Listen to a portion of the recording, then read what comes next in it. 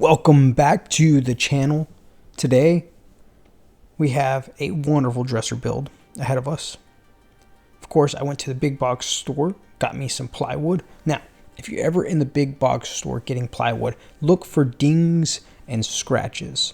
If you can find dings and scratches, odds are they will discount that plywood to a much lower rate. This goes for all lumber actually. So if you can see it, let them know. Sometimes they'll discount it. Usually they will. I actually got 25% off of these panels, which was very helpful because I didn't need a full sheet of plywood. So I highly recommend look for these panels. If you don't need a full sheet, you can cut off the parts that are messed up, or you can put the scratched parts inside the cabinet like I'm doing here. And it is a great way to save just a little bit of cash. Of course, I always need to cut things down to make sure I don't kill myself on the table saw. Highly recommend that you do that, because killing yourself on a table saw, it's not worth it. It's just, you got life to live. Some of you a little more than others per se, but make sure you don't kill yourself on the table saw.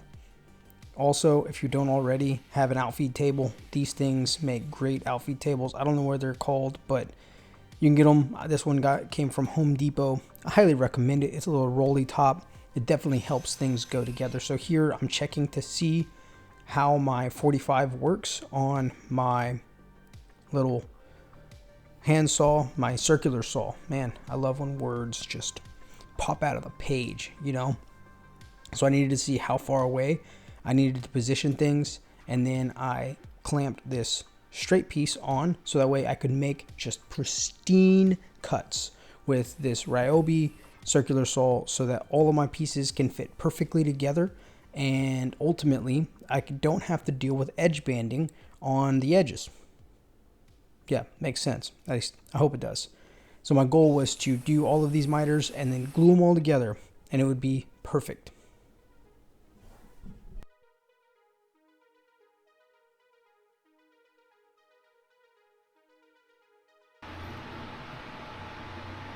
It's a box. Box City box. I don't know what I'm doing. And I really don't know what I'm doing most of the time. So I'm intimidated by this glue up. So in the meantime, to procrastinate, because it's my middle name, I'm gonna get some sanding done. Sand at least the inside, because I plan on staining this, and the inside doesn't really matter, but I just don't want to. I don't want to glue it up today. I'm scared. I'm not gonna lie. I'm a little scared. So I'm just gonna sand it, and yeah, that's about all the time I have to work on it today. But tomorrow, I gotta clutch up and clinch up, if you know what I mean. So glue up happening tomorrow. But anyway, 120. I never really go more than 120 unless it's a cutting board. So 120 on the insides, maybe a little bit of the outsides. I was really scared of this glue up. I don't know if you caught that there, but this glue up was really scary for me. So made sure everything was sanded nice and pretty. I went to do a mock-up of how I was going to clamp this together and keep it tight while the glue dries, because I've never done 45s.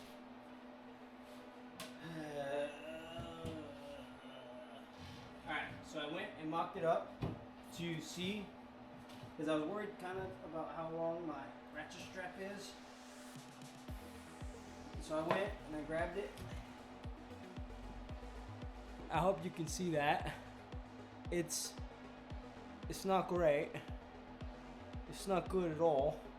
So we gotta do something here. So my thought is, since it's got these little hooks, I get a piece of wood and I can drill a hole and I hook into that hole, and that will give me the length that I need. So we're gonna do that and see what happens.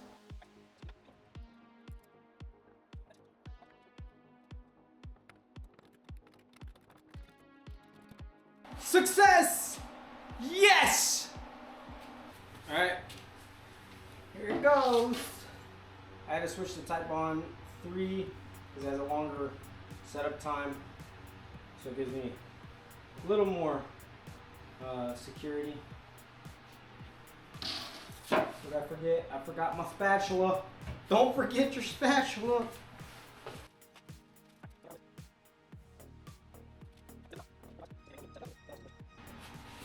You should get that nice, good McCormick spatula right there.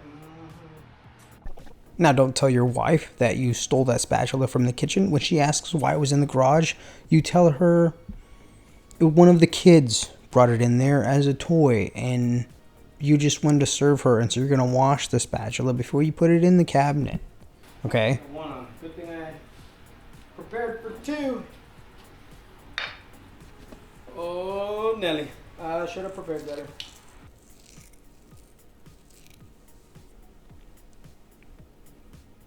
So this was a very stressful glue up. I did 3D print some pieces to help me maintain 90. Alright, we're an 1/8 of an inch out of square, over 50 inches.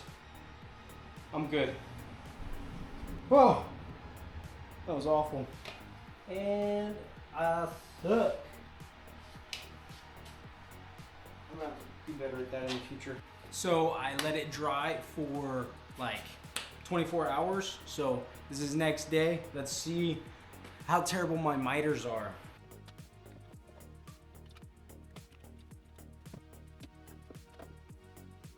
It's better than I thought. It was in fact worse than I hoped for, though. May not be as bad as I thought, but I have gaps. I've got to fill those gaps. I got to figure out what they're going to look like. She ain't square. I don't know what to do. She ain't square. If you don't know about square, she ain't supposed to do that. I know that wasn't a great image of squareness, but that thing was not square. So, like I see on YouTube, I grabbed myself a clamp and I just clamped on each side, and it didn't work. I don't know what I was doing wrong. It must have been my miters. That is the reason why I couldn't get this to be perfect, but I had to go to plan B, which is add the backer to force it into square. I need a plywood cart, a storage cart for plywood. This sucker's heavy. Hello. Welcome to the channel. That was really weird. I'm sorry you had to see that. But back to the actual entertainment. Gonna cut out a backing for this to force the actual dresser into square. That's super important, right? To have everything square, or at least that's what most YouTubers say, you know, make sure it's square. So I'm gonna tell you that too. Make sure it's square. So I threw this on, hoping to try to bring it into square. Hey, where'd you put my mallet? Yeah, seriously? You just set it down and you forgot? Oh my gosh! I can't find my mallet, so it's hammer time. Yep, music hits me so hard. Makes me say, oh my Lord, thank you for blessing me with my... Okay, we're done with that.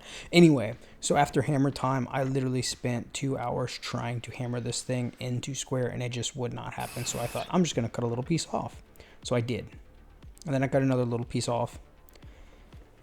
And then the thing that was supposed to put the box into square was no longer square.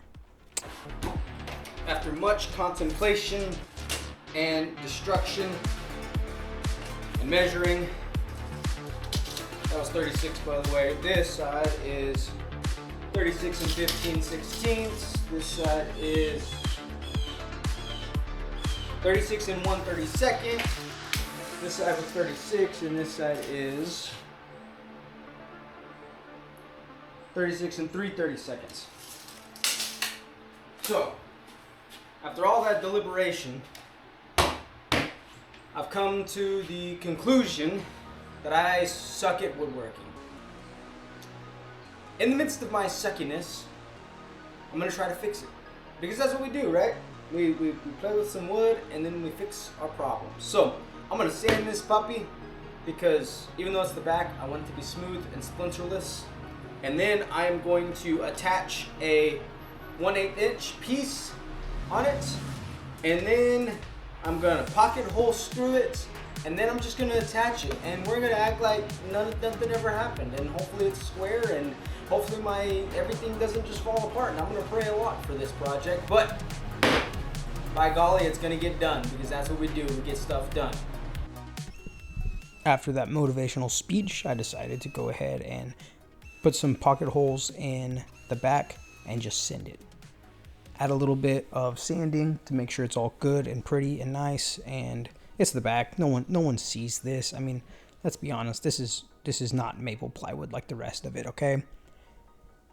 Now with my glue up, there's things that I didn't pay attention to, and that was the front and back of the panels being perfect, and so I had to chop those off, and then got it in there. Had to sand down the wedge to hopefully help with some squareness. Throw in some clamps to keep the plywood from pushing away from me whenever I put in the pocket hole screws, because if you don't know, pocket hole screws sometimes pull away or push away from you, and so having things together. So now I am cutting out spacers for the drawers. Very important to have these spacers in. It makes it look pretty. And I just cut it out, didn't think anything about it. Just cut it, and I did it again. Freaking idiot. Yep.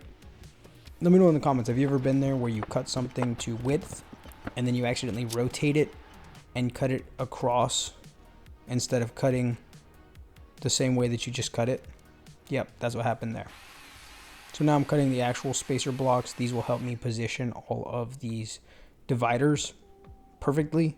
And of course I cut them just a hair longer than they needed to be. So here I'm just shaving off just a hair and getting me some spacers to make sure all my spacing is correct, because spacing is spectacular.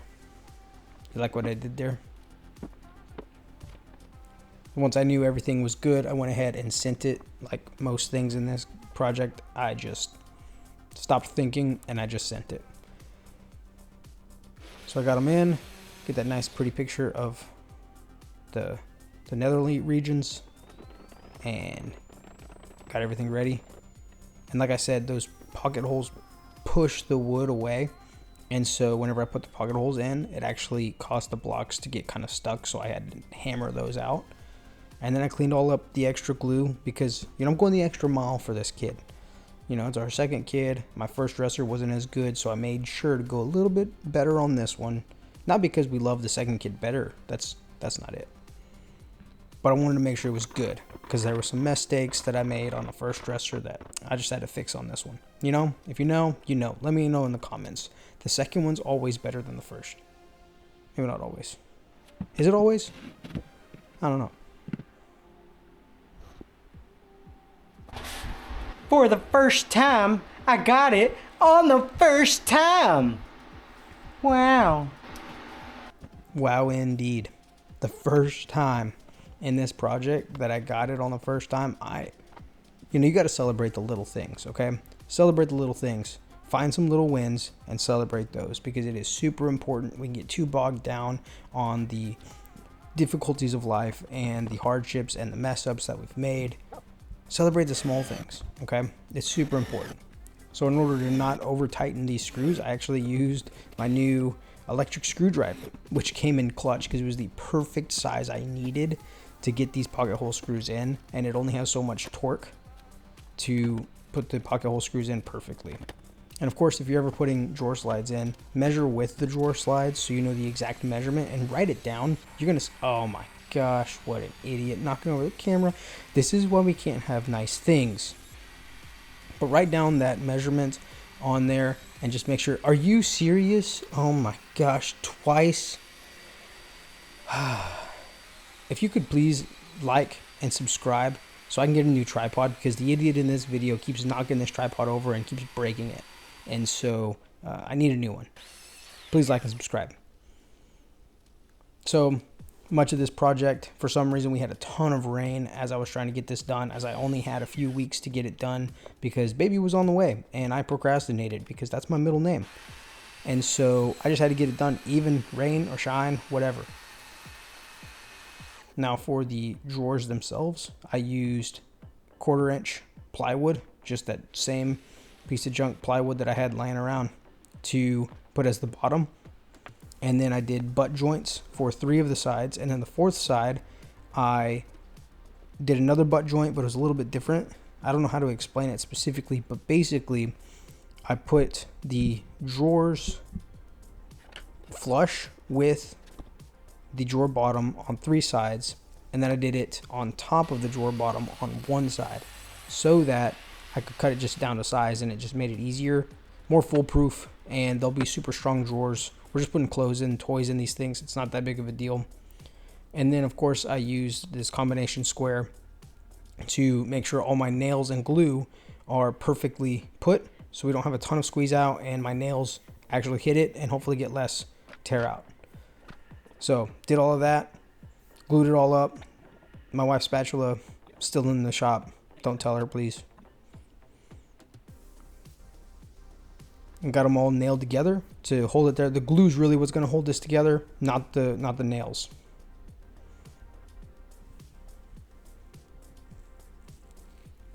Gotta check for squares since it matters with this project so much. That's the best drawer I ever done did. Look at here. Come on this way. Boom, baby. I ain't gonna lie, this might be the most square thing I've ever done. I'm not going to lie to you. That was really exciting to see the drawers to be actually 90 degrees. Very exciting. So I built the other drawers, got them all together. One thing I have noticed, because I'm a little bit out of practice when it comes to woodworking, just because I don't have as much time for it right now.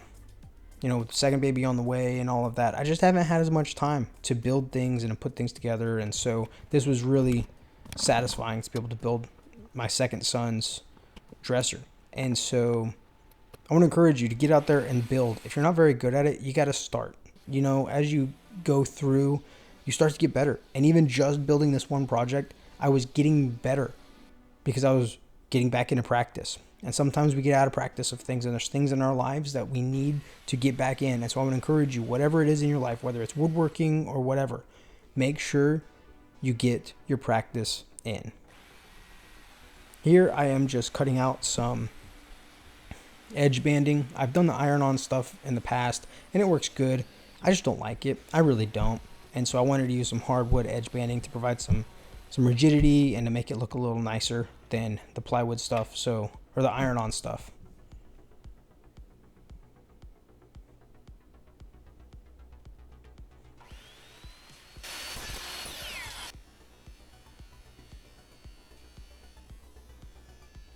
That was scary. So if you're ever cutting multiple pieces with a 45, make sure you're on the other side of the saw. I know that wasn't a great picture of it, but cut on that side. Don't cut on the side that I was showing you. I wanted to just get all the 45s done on one side and, you know, just be efficient. But sometimes it's better to do it one at a time. And that was really scary. Thankfully, I wasn't hurt. I may have needed to change my pants, but I wasn't hurt. And I'm going to learn from my mistakes. Learn from my mistakes. Don't be foolish. Don't be terribly efficient that you lose a finger, because then you're not efficient, right? Because then you'll never be efficient because you lost a finger. And so your efficiency has gone down drastically for the rest of your life. Wow, that's a profound thought. Anyhow, we won't get into philosophy right now. I do want to recommend a tape on edge banding. It is so nice. I don't have that many clamps. At least not as many that I would need for this. I believe these are 18 inches deep. I do have some 3D models of this. Are y'all interested in plans like that? I don't know if you even care about plans, or if you're watching this and you're like, I would love to have some build plans. Let me know in the comments if you want build plans. But ultimately, I always model things up first, so that way I can get an idea of what mistakes I'll make and how to interact with those. All that to say, I didn't have enough clamps especially for this middle section. And so, if I thought about it before, I could have done all of this and then put them in, but the tape works great. This is great. I highly recommend tape. It is so nice. The Blue Painters tape, you don't have to worry about, do I have enough clamps? All you have to do is make sure you have Blue Painters tape. And it was phenomenal. I gave everything a quick sand. I would recommend using a flush trim router, but it turned out really, really good. I'm so proud of where I'm at here. Always give it a good pat. When someone's done a good job, you gotta give them a good pat.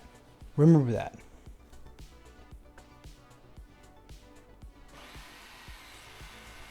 So to cover up my mistake on the top of the dresser, I am cutting out this piece to be perfectly square, or at least generally perfectly square. And then I am cutting out a rabbet. I think technically, is it a rabbet joint if you're not doing a rabbet joinery? But basically I'm cutting out a inner square of this square so that I have an L shape to go. And I should have done more measurements. It wasn't perfect, and I actually cut too deep on it, but I just sanded it down, added some sawdust and glue, and it looked great. But basically it's just this feature on both sides of the top to hide the lack of the miter that existed, so it'll look better. Got my nasty flush trim saw because I couldn't find my little flush trim tool. It took me forever. I have no idea where I put that thing. So the little sawdust and glue trick works charms. It's so nice. It even stains well. Way better than wood putty in my opinion, and cheaper. And now we get into the drawer faces. So this whole thing was actually made of plywood, and then I used maple edge banding. It is maple plywood, so it all matches. When I stained it, it looked really good.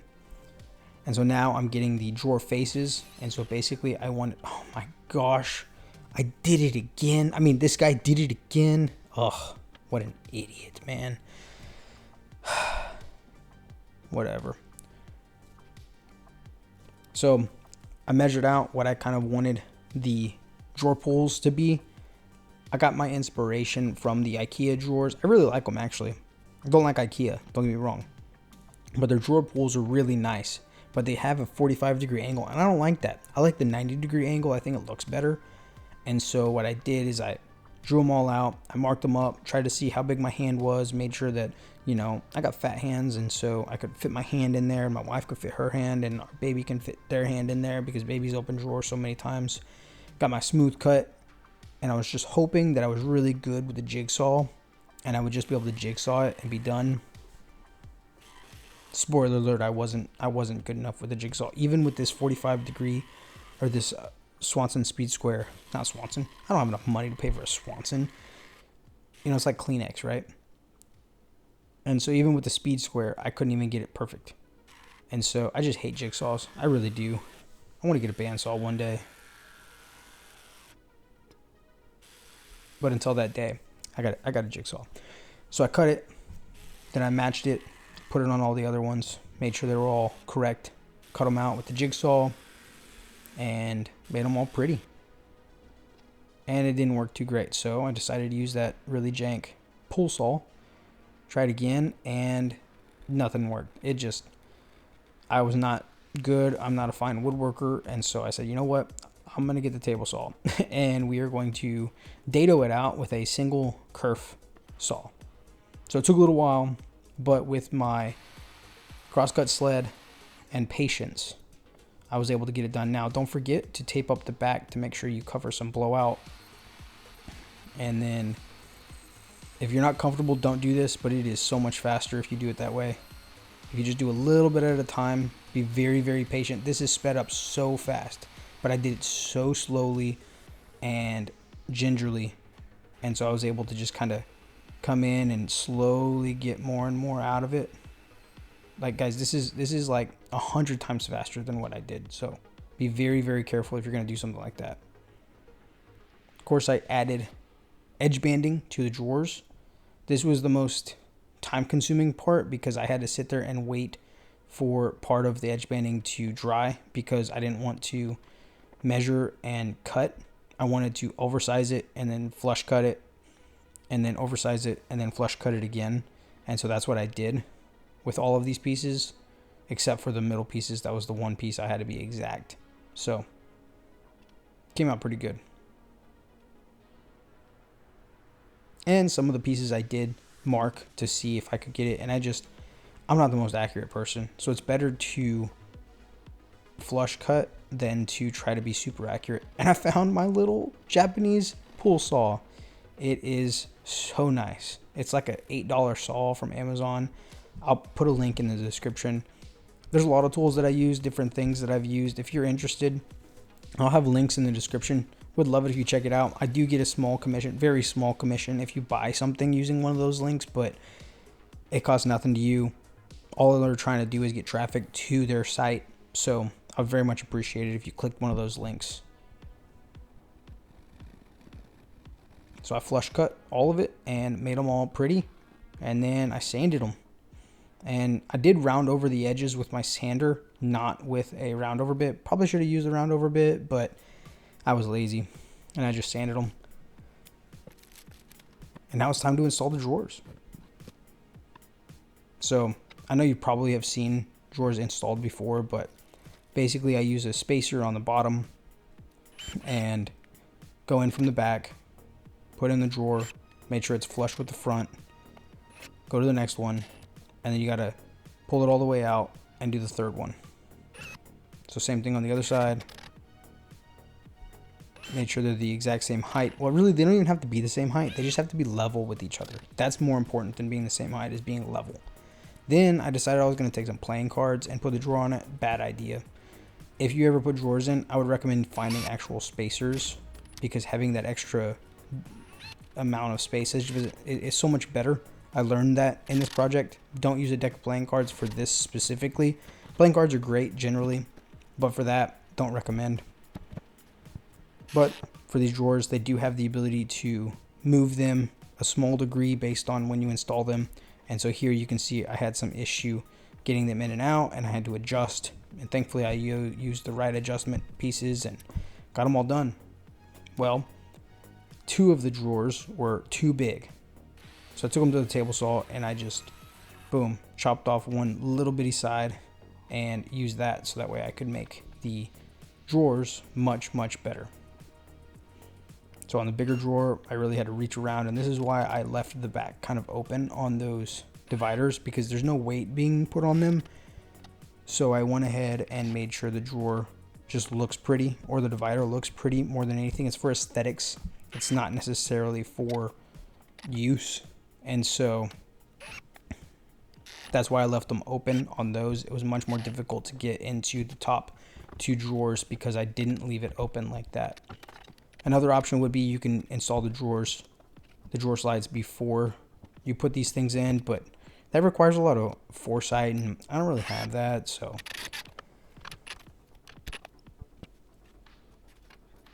Got them all done, got them all screwed in, bada boom, bada bang. We got some drawers. Oh, you see how you can move it right there? That's super important. So, making sure everything slides good. Then I gotta wipe everything down. I just use a blue towel and then moistened. I got some English chestnut from the Lowe's. And of course I use some gloves to make sure they are nice, and you know what time it is. Yeah. If you're over 40, you know what that sound means. And it's not a good one. So generally when I'm applying stain, I actually just use a blue cloth, and then I apply it liberally, and I come back and I wipe it down. Some of these I waited a little too long, but it is what it is. But yeah, liberal application of stain, wipe it down, liberal application of stain, wipe it down again. So very, very simple staining process. Nothing crazy. This is oil-based stain, so if you're going to use oil-based stain, make sure you use oil-based clear coat if you're going to clear coat on top of the stain, which I also highly recommend. But make sure you clean everything. Make sure it's a clean surface, because it just makes the stain go on that much better. And I just love the way that this, I mean, I may get haters in the comments, but the way that pine looks stained is really nice. I just find it to look really, really clean. Anyhow, Make sure everything is nice and pretty and stained and even. That's the big part, is making sure it's all even. You don't want something too stained. And for some reason I thought I need to stain all the drawers. So I stained all of them. And as I was staining the drawers, I knocked the stain off. No, I didn't even knock it off. That's right. I remember now. I didn't knock it off. I went to move it and it just slipped right out of my fingers. Oh, it was terrible. I stained all over the ground. A stain's not that cheap. Oh, I was so mad. I was so mad. And then my buddy thought, I'm going to come film him while he cleans it up. Mineral spirits, though, if you ever spill stain, make sure you use mineral spirits. So, finished up staining everything, and now I am using just an oil-based clear varnish to put on there. Clear varnish? Is there another kind of varnish besides clear varnish? Get that clear coat on there. I'll let it has to sit, and then I can sand it down and put another coat on there. So here I am sanding it all. It's super important to use higher sanding for this. So I actually just hand sanded it. I didn't want to go through the varnish. I just wanted it to have something to adhere to again, because it can't adhere to itself without sanding, which is just really interesting, the way that the molecular level of things work. So got my damp cloth. Gonna wipe it all down.